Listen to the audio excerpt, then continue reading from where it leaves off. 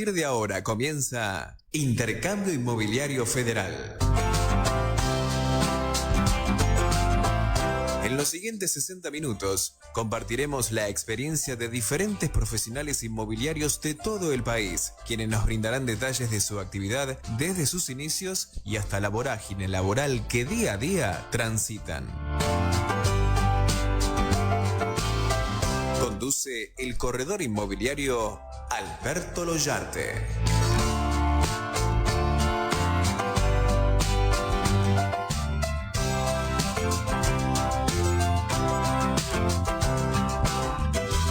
Bueno amigos, otro jueves más con Intercambio Inmobiliario Federal. Hoy no tendremos un colega, pero tenemos a alguien que está muy cercano a nosotros, el mexicano Luis Agarre, para que nos tratemos de comprender un poquito más el tema leasing inmobiliario, que nos quedara como un poco corto en su disertación del Congreso de Santa Fe. Tuvimos la ocasión de escucharlo y generó mucho interés entre nuestros oyentes, que lo difundimos a través del canal de YouTube.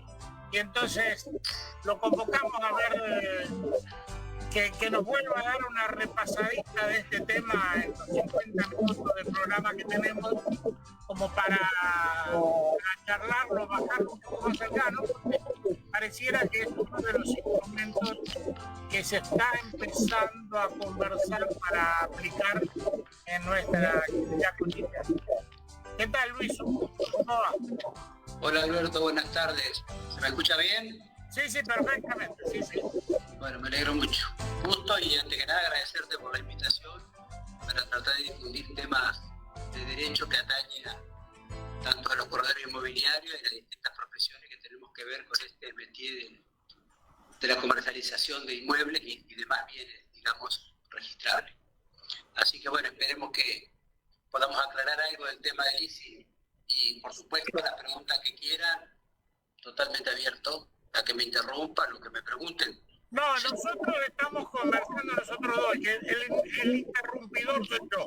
Bueno, está bien. El amigo Armando Pepe me dice que yo a los invitados los interrumpo demasiado, pero bueno. No hay problema, a mí me gusta que me interrumpan. Esa es la idea. Sí. Así que bueno, leasing inmobiliario. En su época había una ley general de leasing que salió con las hipotecas, si no me equivoco, con la 2441. Salió en realidad con el fideicomiso, la ley 24.441, la ley de fideicomiso. Y con la securitización de las hipotecas, si no me equivoco. Claro, pero esa ley en realidad tenía un nombre muy particular, que era de financiamiento para la adquisición de inmuebles, y era una ley ómnibus que traía varias figuras. Pero todo estaba centrado en lo mismo, a la financiación y a la securitización de los préstamos que se daban.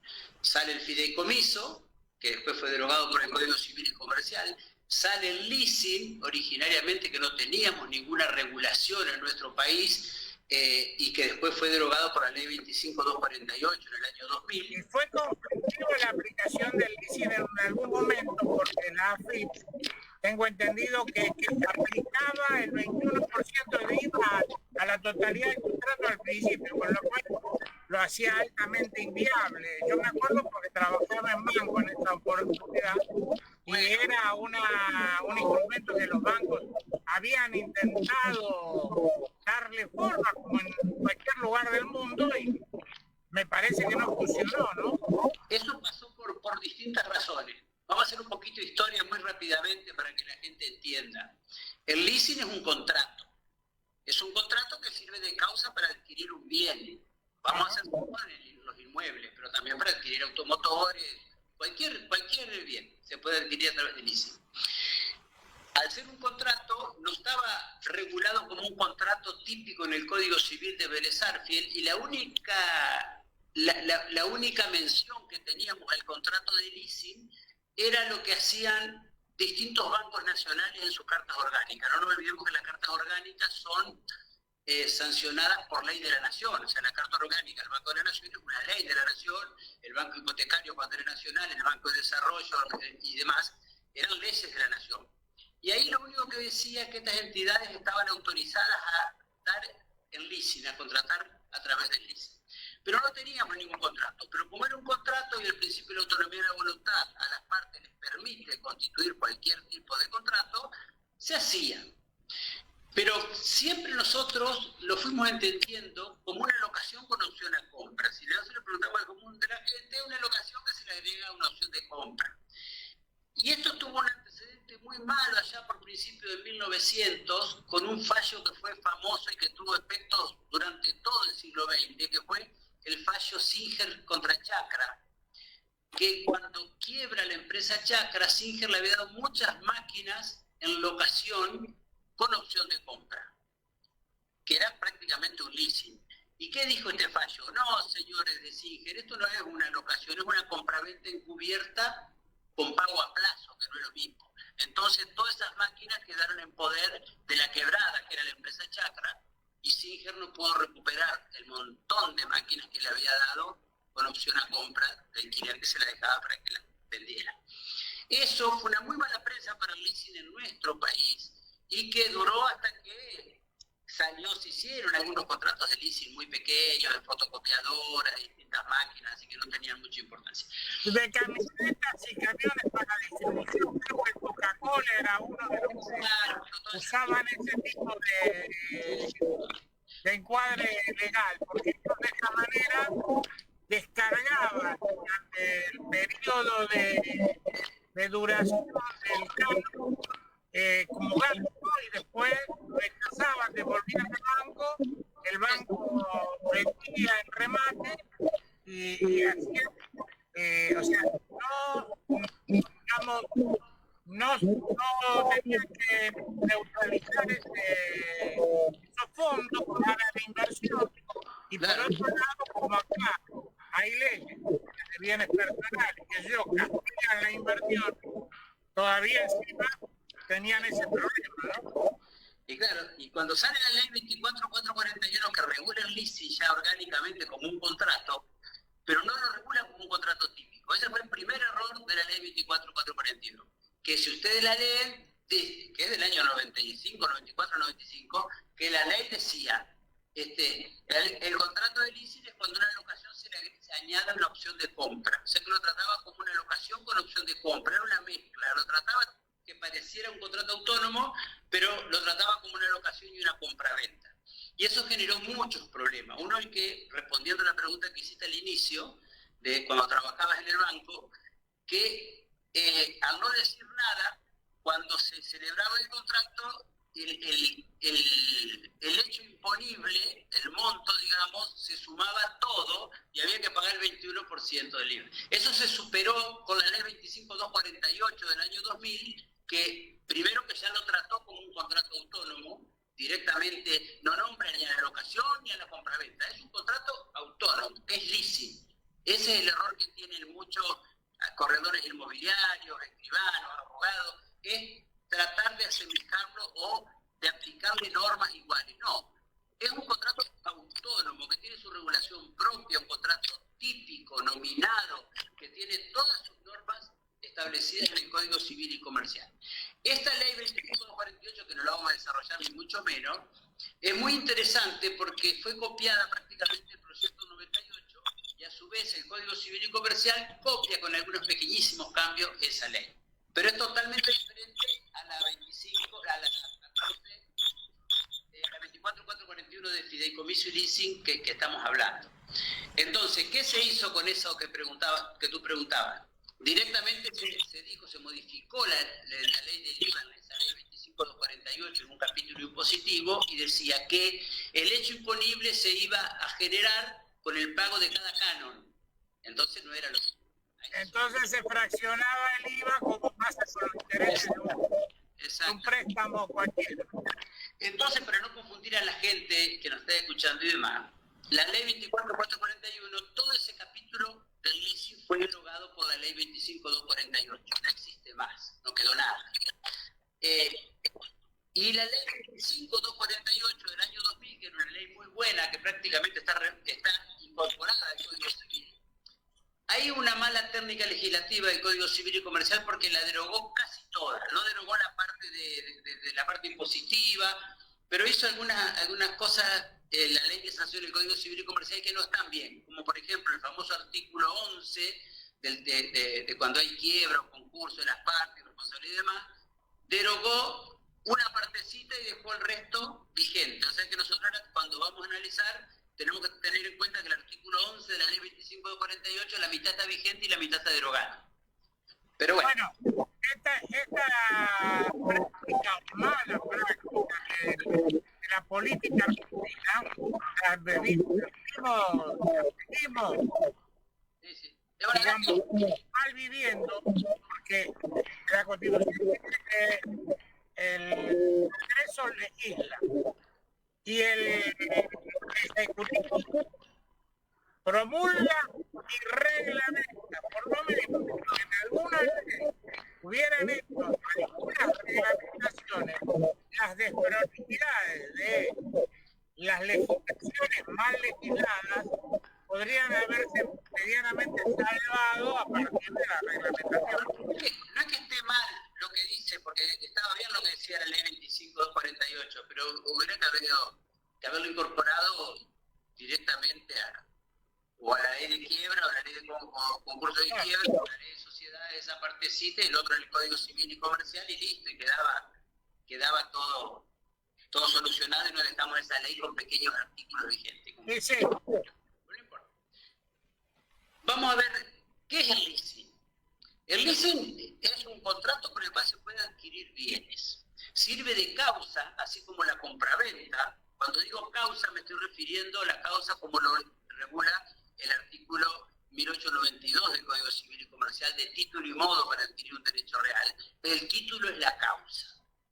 Una causa es un acto jurídico susceptible de transmitir un derecho. Por ejemplo, la compraventa es un título, una causa. El leasing es una causa. La donación es una causa. La permuta, la dación en pago, la sucesión, esas son todas causas para adquirir derechos reales, que después con la tradición, con el modo, con la entrega, nace el derecho real. El leasing también es un contrato que sirve de causa para adquirir bienes.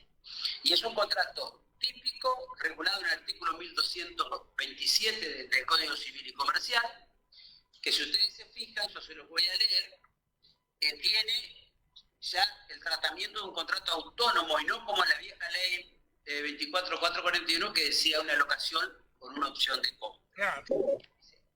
1227. En el contrato de leasing, el dador, ahí ya tenemos la primera figura a analizar, el dador, una de las partes del contrato. Conviene transferir al tomador, ahí tenemos la otra parte del contrato, el tomador, la tenencia de un bien cierto y determinado para su uso y goce contra el pago de un canon y le confiere una opción de compra por un precio. Entonces, ustedes me dirán, si una parte le transfiere la tenencia para el uso y goce, ahí prácticamente sería lo mismo que la locación, pero tiene efectos diferenciales de la locación. Porque en la locación lo que yo pago, el canon locativo, o sea, el alquiler, como la gente comúnmente lo denomina, tiene solamente por contraprestación el uso y goce que yo hago del bien que me dan en tenencia. La ley de alquileres dice que el alquiler es contra la prestación de un pago en dinero. Exacto. Por el cual yo adquiero el uso y el goce. Sin embargo, en el leasing, el canon, ya no es alquiler, el canon que yo pago, que el canon está en el artículo 1229 definido, que es el monto que se paga, no solo se hace como contraprestación del uso y goce que hago del bien que me entregan, sino como amortización del mismo bien. Yo lo estoy, ya el componente del canon tiene íncito ir pagando ese bien. O sea que de manera tal que si yo ejerzo la opción de compra, solamente pago el valor que yo fijé como valor residual o como opción de compra. Entonces es totalmente diferente, por eso es un contrato autónomo. Yo puedo hacer una locación con opción de compra como lo dice, como está en el Código Civil y Comercial, no hay ningún problema. Pero ya no va a tener la misma... No va a tener el mismo efecto de oponibilidad erga omnes que tiene el leasing, porque la ley así lo dice. Entonces es muy diferente. ¿Por qué? Porque es un contrato autónomo y la ley le ha querido dar a este contrato, por el cual se adquieren bienes, una oponibilidad que es igual y a veces hasta mayor que de los propios derechos reales. El tomador de un leasing tiene más oponibilidad frente a terceros en muchos casos que el propio adquirente de un derecho real. Por eso es muy importante que el contrato de leasing esté bien hecho, que estén bien asesoradas las partes y que se haga como corresponde para que tenga esta oponibilidad. ¿Por qué es tan importante el leasing? Porque el dador, que es la persona, que ya vamos a ir a ver los distintos supuestos, clases de leasing, es la persona que es propietaria del bien. Es el propietario del bien, dador. Le transmite la tenencia y él sigue siendo dueño. Pero, ojo, muchos dirán, sí, pero sigo siendo dueño, y si es un auto, ¿qué pasa con los accidentes que tengo con el auto? Y si es una casa, ¿qué pasa si se cae un balcón y mata a uno? ¿Qué pasa con la responsabilidad objetiva y demás? Eso en el leasing no pasa, porque ese era un defecto que tenía la 24441, que vos lo habrás visto en su momento. Cuando se daba una camioneta en leasing, como no decía nada acerca de la responsabilidad objetiva del viejo 1113 del Código Civil de Vélez, que ahora está regulado también el Código Civil y Comercial, los seguros que pedían los bancos por los daños que se pudieran causar con ese vehículo eran tan altos que era más alto que la cuota en muchos casos. ¿Por qué? Porque tenían miedo por la responsabilidad. Sin embargo, el Código Civil y Comercial, ya lo decía la Ley 25248, expresamente que dice que la responsabilidad es exclusivamente del tomador, la responsabilidad objetiva. Fíjense, artículo 1243. Responsabilidad objetiva. Esa es la responsabilidad que se tiene con un factor de atribución objetivo independientemente de la responsabilidad objetiva emergente del artículo 1757, que es el que trata la responsabilidad objetiva, recae exclusivamente sobre el tomador o guardián de la cosa dada al leasing. O sea que yo puedo seguir siendo dueño, pero no tengo ningún tipo de responsabilidad. Perfecto. Esa fue una solución, digamos, también para... Te hago una pregunta.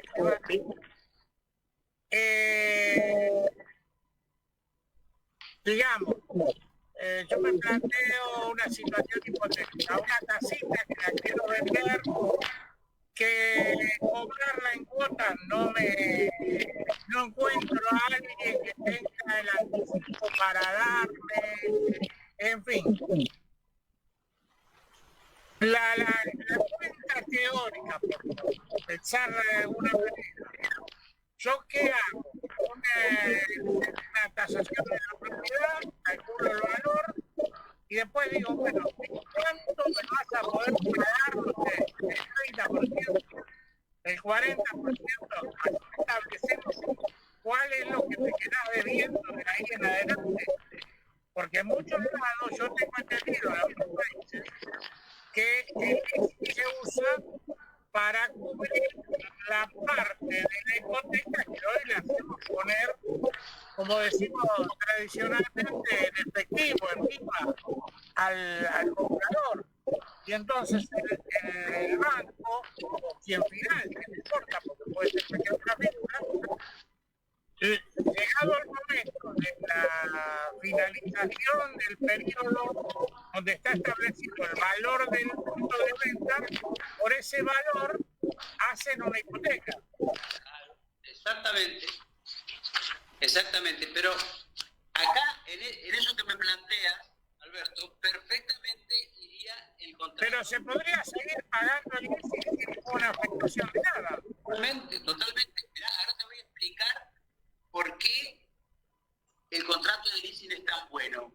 Y que yo siempre digo, como decía el gran Chovenda, un procesalista, un maestro, que las instituciones jurídicas prosperan en la medida que los juristas las demos a conocer. Los juristas me refiero a todos, los corredores, los abogados, los escribanos, todos los que estamos de una forma en este caso. Si nosotros la damos a conocer bien, y incluso los bancos mismos, Sí, claro. la institución va a prosperar. Y el leasing, yo te puedo asegurar, por el conocimiento poco mucho que uno tiene, no ha prosperado más porque la gente no lo conoce, no sabe los beneficios que tiene. Por eso me consultó mucha gente al respecto cuando te compró la charla. Y digo, bueno, vamos a hacer un poquito de hincapié para hacer un poquito de listera sobre este tema. Y además porque convengamos, es una forma de encarar una nueva modalidad de negocio, que como el derecho de superficie y tantas otras cosas que se han incorporado al código, son nuevas posibilidades de negocio. Las cosas que el derecho de superficie es otro tema muy bueno, que realmente, lamentablemente, no se conoce este derecho real, pero si la gente lo conociera bien cómo funciona, se podrían hacer cosas muy interesantes para las dos partes. No, yo tengo un par de casos que realmente han dado buenos resultados, algunos colegas lo han hecho, pero otro día vamos a hacer una charla sobre derecho de superficie. Superficie me encanta, cuando quiera, es un tema que me gusta mucho. Entonces, volviendo al leasing, en la pregunta que hacías, vamos a hacer una pequeña comparación. Ya sabemos que el leasing es una parte que es el dador, le entrega el bien, la tenencia del bien, y el otro se obliga a pagar un monto, un canon, y tiene una opción de compra. Están protegidos los dos, porque puede ser que si embargan la propiedad que queda a nombre del dador, se le embargan, ¿eso lo molesta al tomador de leasing? Para nada. ¿Por qué? Porque él sigue pagando y listo.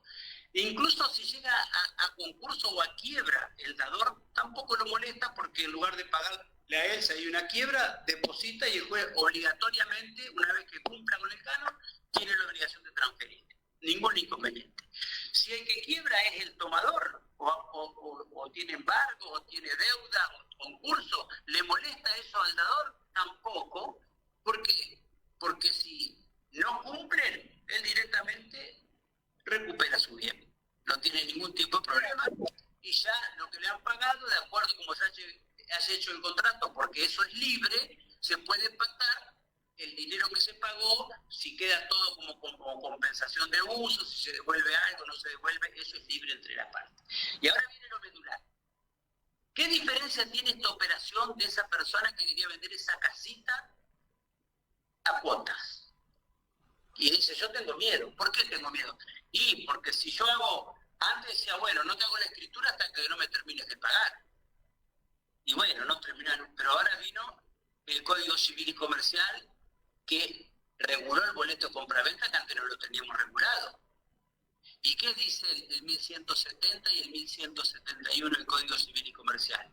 Que si hay un boleto de compraventa que cumpla 4 requisitos, como son el pago del 25% del precio, publicidad posesoria o registral del boleto, que se haya contratado con el titular registral y que tenga fecha cierta, en los términos del artículo 317 del Código Civil y Comercial, con esos 4 requisitos, ese boleto de compraventa es oponible frente a todo.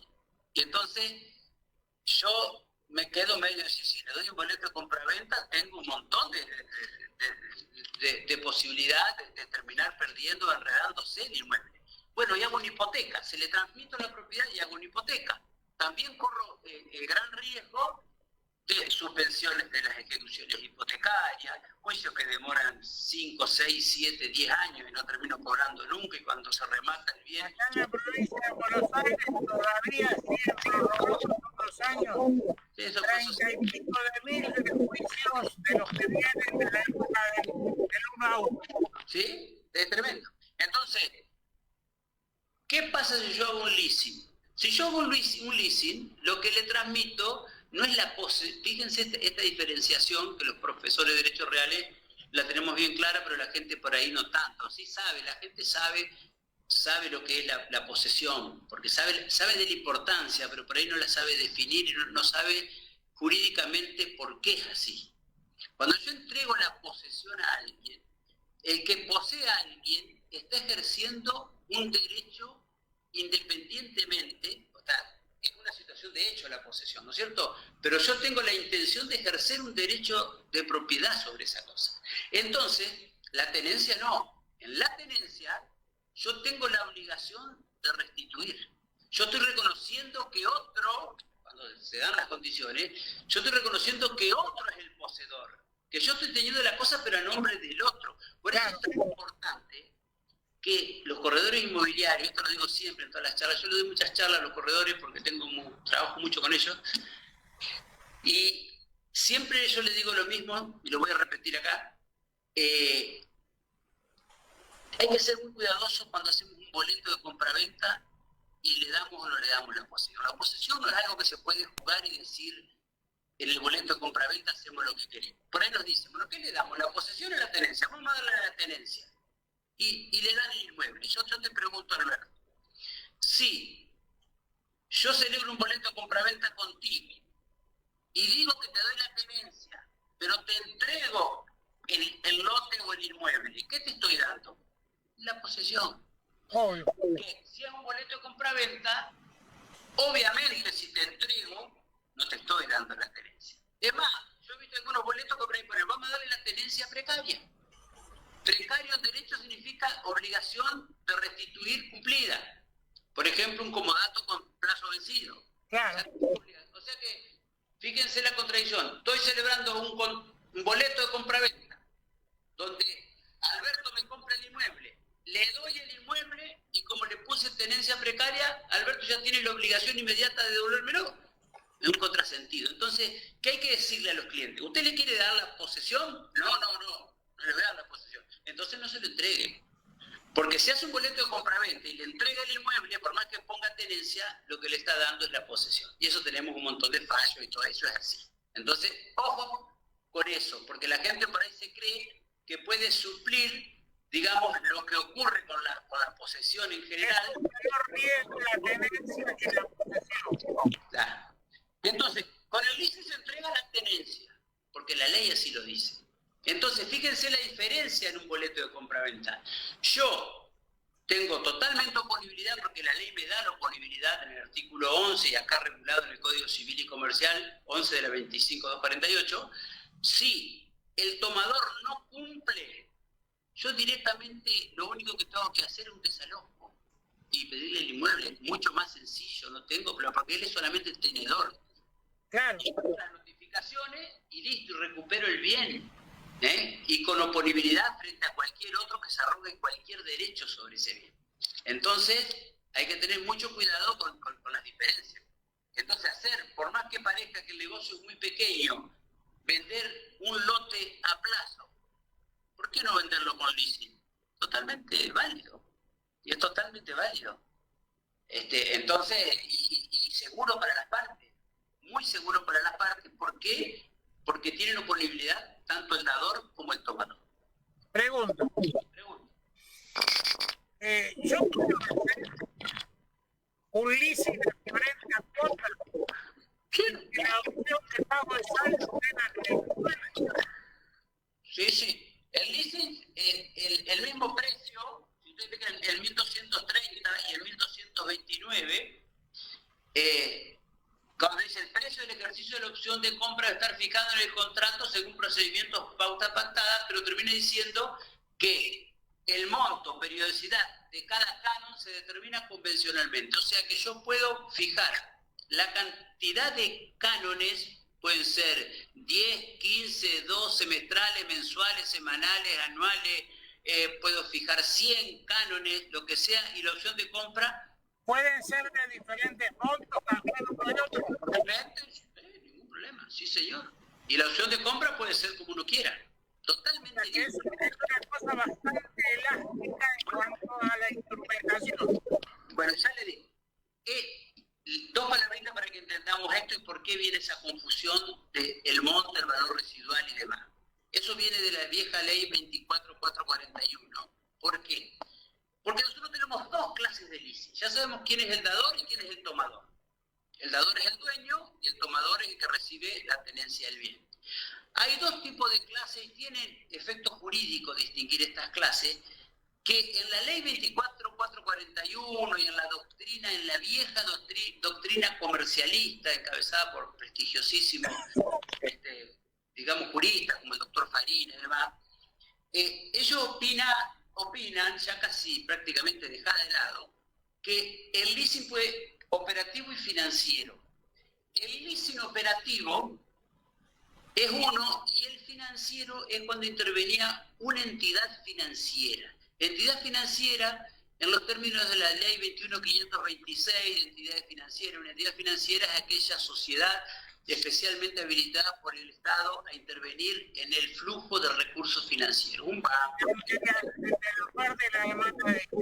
Entonces antes decía que el leasing financiero era cuando necesariamente debe intervenir una entidad financiera.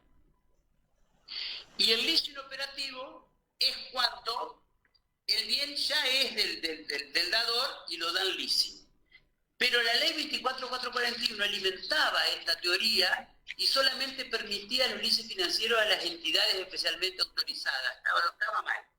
¿Qué hizo? Es que les permitía a los bancos cazar dentro del zoológico. Seguro. Entonces, ahí yo me acuerdo, porque tuve ocasión de conversar en había una forma de cálculo donde en el periodo que llegaba el momento del precio, digamos, de cancelación o de devolución, se quedaba con el bien o no, parte de ese monto que se pagaba con canon era canon locativo y la otra parte era canon financiero para ir aportando el precio final que después se determinaba. O sea, eso era un poco el cálculo actuarial.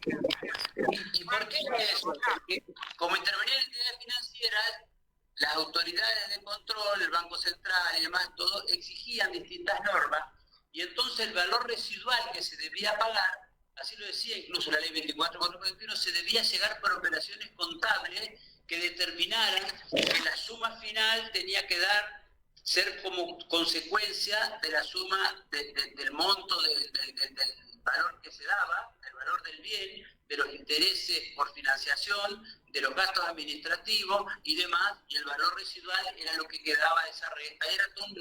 ¿Qué pasa hoy? Para hacerla cortita y clara y que la gente entienda. Nada de eso existe. Ya desde el año 2000 y sobre todo del año 2015 con el Código Civil y Comercial, el leasing, para que lo puedan distinguir claramente, es operativo cuando el bien es de propiedad del dador antes de la relación contractual.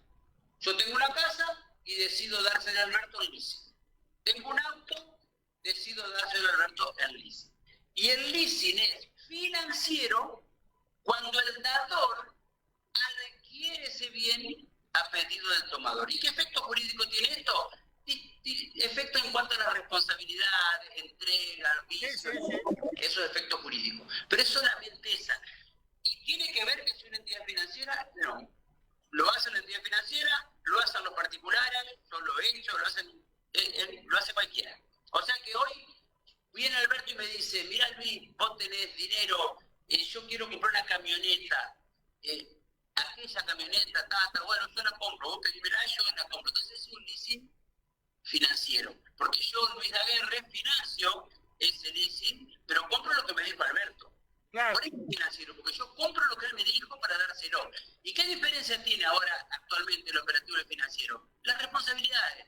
Por ejemplo, no puede venir después Alberto y decir, mirá, no me sirve la camioneta Luis porque al final no tenía la potencia que yo quería. Pero no, Alberto, yo la compré porque vos me la pediste, era esa la camioneta. Y lo mismo que el banco, cuando voy y compro una cosechadora. Mire, yo quiero esa cosechadora, ese modelo. Va al banco, la compra, la pone a nombre del banco y se la dan leasing. Entonces, ese leasing es financiero. Cuando yo compro a pedido, entonces tiene el efecto jurídico que no puedo reclamarle después a leasing algunas cuestiones, ya sea de entrega, de falla del material. Es más, la ley... Uno de los problemas era la garantía por ejemplo, cómo era que se iban a hacer cargo, a quién iba a responder la garantía del bien, si era un bien nuevo. Claro, todas esas cosas. Pero después, la diferencia hoy entre leasing operativo y financiero es solamente esa. Cualquiera puede ser dador de un leasing financiero y operativo, y la diferencia solamente radica en que en el operativo el bien es de propiedad del dador antes de la relación contractual con el tomador. Y en el financiero lo adquiere a pedido. Con el tema propiedad. O sea, cabría que sea que yo lo compré, lo tenía y ahora lo quiero vender. Sí. O puede ser el resultado de un sucesorio, por ejemplo. Sí, ahí habrá que hacer un tracto abreviado, pero puede ser. Desde ya, porque bueno, estamos frente a una escritura traslativa prácticamente. O sea, que de hecho, por lo que entiendo. Pero puede ser una sucesión que dice tengo tal cosa y lo puedo... Sí, ahí depende de las técnicas de registración de acuerdo a cada provincia. La provincia de Buenos Aires es muy parecida a la provincia de Entre Ríos, hay una pequeña diferencia en Cava, en Córdoba, pero normalmente si son dos herederos, por ejemplo, que se murieron los padres y tienen la declaratoria de heredero, la denuncia del bien, por tracto abreviado pueden directamente celebrar un contrato de leasing con un tercero. Ningún problema. ¿Existe algún plazo máximo para leasing? Ni máximo ni mínimo. O sea, los plazos son libres. Son libres tanto el canon que se paga, el monto de la opción de compra y el plazo y las modalidades, es todo libre entre las partes. ¿Cómo se estipula en el caso, por ejemplo, compro un departamento? Sí. Porque volvemos a quedarnos que quién es el responsable o no. El tema de las positivas, esto, lo otro, queda todo plasmado dentro del mismo contrato. Lo mismo, es lo mismo que vos vas a hacer una compraventa a plazo de un departamento, queda todo en el contrato.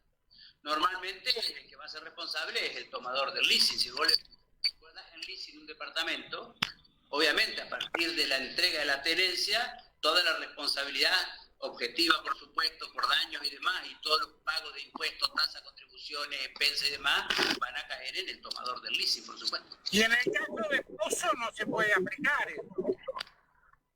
En el caso del pozo, sí, se podría hacer, sí, cómo no. Pero si no lo tengo, porque no tengo título. Bueno, no, pero se puede hacer algún tipo de... No, título no tenés. ¿Cómo no tenés título? No tenés título en la unidad funcional, pero tenés... Claro, no tengo título en la unidad funcional, a eso me refiero. Yo lo pensaba para analizándolo con estas hipotecas, ¿no? No, pero las hipotecas divisibles es otra cosa, es otro tema. Ahí para eso, al pozo es más fácil, digamos, aplicar la figura del fideicomiso, se queda mucho más fácil. Y las hipotecas divisibles, esto que quieren hacer ahora va a ser muy difícil. Eso no es ninguna novedad, porque ya el código de Vélez-Arfield hablaba de la hipoteca divisible, la ley de prehorizontalidad vieja permitía el tema de la divisibilidad. Pero nunca quisieron aplicarla los propios desarrolladores. Claro, así es. Lo que está mal, lo que no se entiende por ahí, aunque este decreto tuvo un poquito mejor que el que lanzó Macri en su momento, en el gobierno Macri, porque Macri permitía hipotecar con boleto de compraventa. A partir de boletos digitales, ¿qué decía ese viejo decreto del año 2018 que tuvo una acción de inconstitucionalidad y demás, y después se dieron cuenta que era un mamarracho y lo sacaron? Pero ahora para darle forma al boleto hay que inscribirlo. Sí, pero ese permitía hacer una hipoteca con un boleto de compraventa digital, y la hipoteca no tiene que ser propietario para hipotecar. Este decreto lo que habla es que se va a hipotecar el terreno donde se va a hacer el edificio, y después permite la divisibilidad de la hipoteca, que es distinto. Es un tema para hablar largo y tendido, pero es otro tema. Bueno. O sea que todo lo que tenga título, digamos, o condiciones de escrituración, con el leasing puede funcionar perfectamente. Fíjate, el formato de cláusula gatillo de finalización. Bueno, ahora vamos a hablar del objeto 2 segundos y vamos a eso después. Fíjense la amplitud del objeto del contrato de leasing, artículo 1228. Pueden ser objeto del contrato cosas muebles, cualquier cosa mueble, inmuebles, marcas, patentes, modelos industriales y software. de propiedad del dador o sobre lo que el dador tenga la facultad de dar el leasing. Todo eso puede ser objeto del leasing. Yo como escribano, soy escribano público también, y hace un mes más o menos hice un leasing de un dron. Un dron para fumigar. Entonces, el propietario, digamos, no era de él, no tenía el dron, el hombre que lo quería ayudar de última para hacer un negocio, le compra el dron a la persona que se lo dio el leasing, pero él decía, no, yo no quiero tener la responsabilidad porque es un dron que carga como 20 litros para fumigar. Pasa por arriba una escuela y... Claro, solo eso, por ahí fumigar, en lugar de lo que tenés que fumigar, le pasás a un lugar que tenga una pradera o que esté sembrado y arruinado. Claro. Entonces, bueno, lo adquirió y se lo dio el leasing. Se pactaron las cuotas en dólares, podés pactar en dólares o moneda nacional. Sí, hoy. Fijó una opción de compra, tenía todo el interés, todo como correspondía, y directamente de un plazo de 4 años, porque es caro el aparato, y entonces él ya se quedó con la tranquilidad que si el dron le pasa lo que le pase, él no responde por nada, por más que siga siendo de propiedad de él. Entonces, están los dos protegidos. Y algo importantísimo, sin importar el objeto, el contrato de leasing tiene que estar inscrito para que tenga oponibilidad. Tiene que tener publicidad. Así como los inmuebles se inscriben, estos también se inscriben. ¿Y dónde se inscribe? Tiene que ser todo lo que sea registrable. No, todo se inscribe. ¿Dónde se inscribe? Si el objeto del leasing tiene un registro que lo contempla, si es un inmueble, el registro de propiedad. Sí, automotor, avión, bus, barco. Aeronave, giro de sangre pura de carrera. Si hay un registro de motovehículos, de automotores, se inscribe en ese registro. Si es un bien, software, bien, en el caso del dron, no hay un registro de drones. Por ejemplo, Se inscribe en el registro de créditos prendarios. Que todo el país, todas las ciudades del país están cubiertos por un registro de créditos prendarios. Si no hay una ciudad, en la de al lado, hay el crédito prendario, el que se usaba normalmente para los autos. exactamente, el de créditos prendarios. Siempre, si no hay en un pueblo o una ciudad porque es chica, en la de al lado seguro hay un. Las cosechadoras no se registraban, pero no tienen un registro de automotores, pero iban a ese registro prendario. Exactamente, claro. Totalmente. Entonces, a partir, ahí hay algo que estaba mal, que es muy técnico, ya por la hora son las -10, no quiero extenderme, pero que con el tema de la publicidad, que el artículo 8 de la ley 25.248 no era claro cuando hablaba de la inscripción, y el Código Civil y Comercial se perdió una gran oportunidad, digamos, de corregir eso, porque habla para inscribirse, por supuesto, no hay certificado, porque si vos que sos corredor inmobiliario y la gente que nos está escuchando sabe bien que el artículo 23 de la ley 17.801 dice que cada escribano o funcionario público tiene la obligación, antes de autorizar un acto de constitución, modificación, transmisión, extinción de derechos reales sobre inmueble, de pedir el certificado que produce la reserva directa, o sea, el bloqueo registral. Acá no hay bloqueo porque es un contrato, no es un derecho real, no entra en el artículo 23, entonces no se puede pedir. Entonces el gran problema es desde cuándo surte efecto la oponibilidad.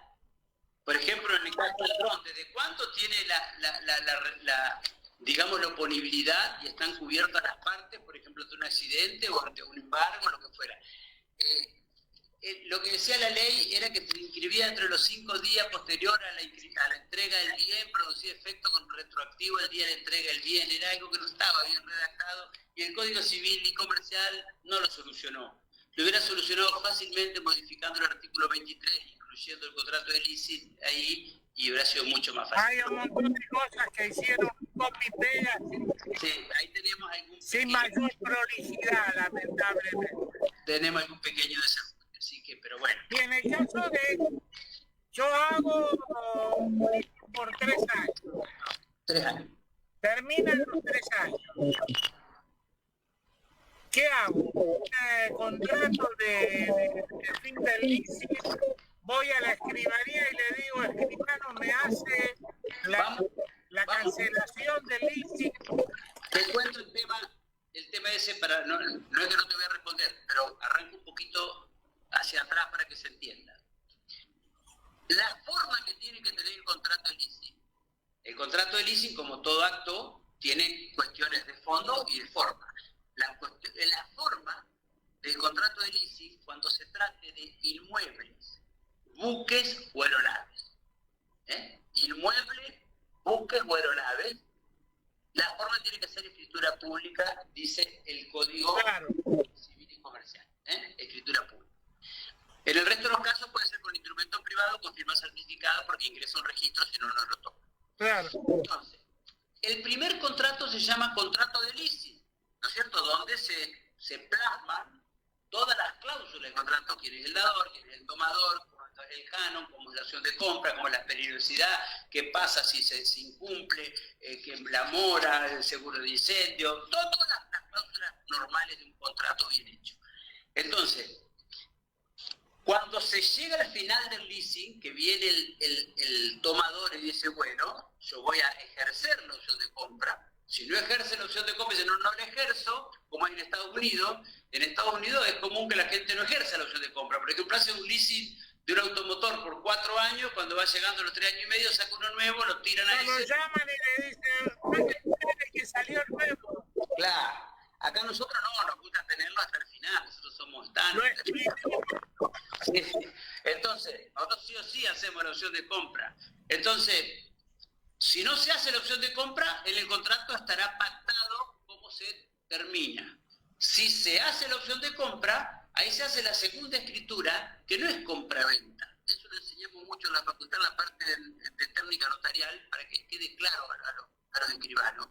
La causa es adquisición del dominio por leasing, porque no es una compra-venta. ¿Cómo es? Adquisición de dominio por leasing. No es el leasing, no es la compra-venta en sí. Por más que el código se llama opción de compra. Entonces yo digo, comparece el dador y el tomador, dicen que en tal fecha celebraron un contrato de leasing, que se pagaron todos los cánones, que se cumplió la opción de compra y en virtud del cual le transmite la propiedad al tomador. Listo, con tal listo. Entonces, y eso va a inscribirse al registro.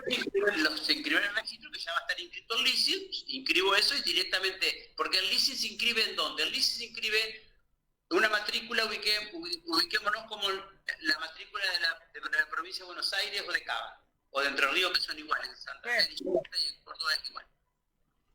Se inscribe en la columna B, donde se inscriben los boletos de compraventa y demás. Claro.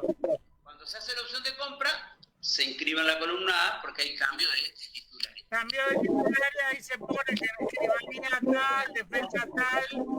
Con respecto a los costos, no hay que ponerse nervioso, porque los costos no hay que pagar dos escrituras, porque los gastos de la escritura, salvo algunas poquitas provincias, pero la mayoría, casi todas, cuando vos pagás el impuesto del contrato de leasing, que normalmente es el 1%, como un contrato de locación se paga más o menos, cuando haces la segunda escritura de adquisición, ese monto que pagaste se descuenta del sello. O sea que terminás pagando lo mismo que un sellado, impuesto de sello, que es lo más caro de la escritura, como si fuera una compraventa. O sea que no es que se paga 2 veces. O sea que en eso está muy bien. Y se hace la verdad, hoy completo el panorama, sinceramente, y se nos ha ido prácticamente ya el programa. Si veo acá que quedan poquitos minutos y yo también tengo que irme a tomar... Por eso tengo ahí al operador que está haciendo muy clara toda la explicación. Esto significa que tengamos la posibilidad de seguir hablando de o del tema superficie, que es muy interesante. Bueno, probablemente lo vamos a volver a molestar. La entrevista cobro, pero no pasa nada. Le agradezco muchísimo, escribano, muy atento, buenas tardes.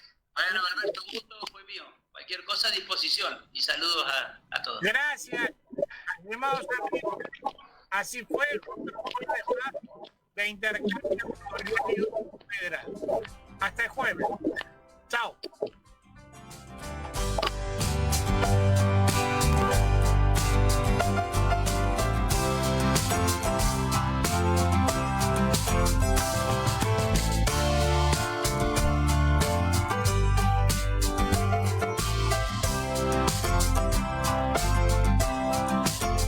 Ubiquo, software inmobiliario.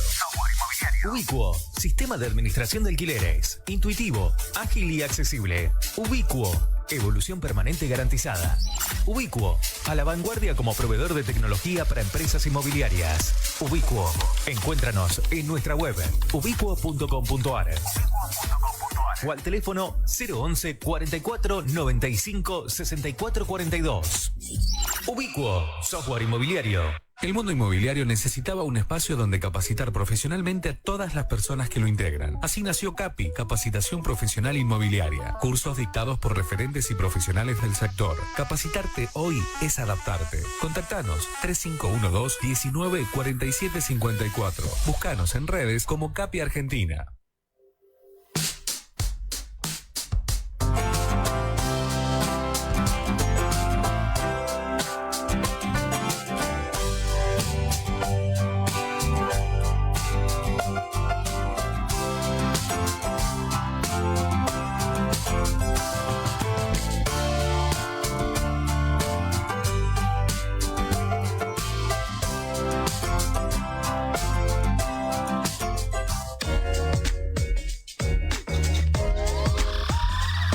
MQR, más que una radio.